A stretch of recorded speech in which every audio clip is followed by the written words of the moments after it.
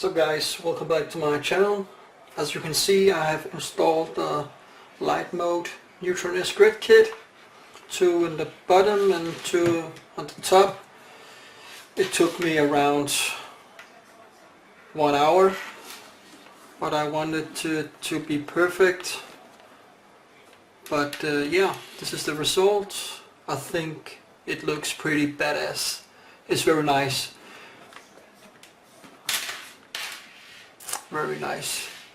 Especially when it gets dark, you can see it. I promised to put up some pictures I took when it was darker. You can see how it looks. It's very nice. Very, very nice. And the remote is supposed to be here.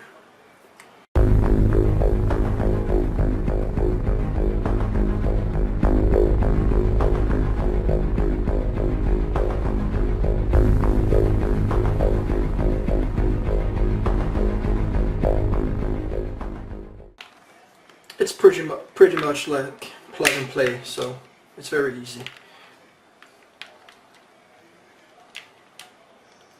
And you can see like going like this. So this is the result. So yeah, this is the full TRON helmets. The color aqua instead of purple, which they use. So, but yeah, peace.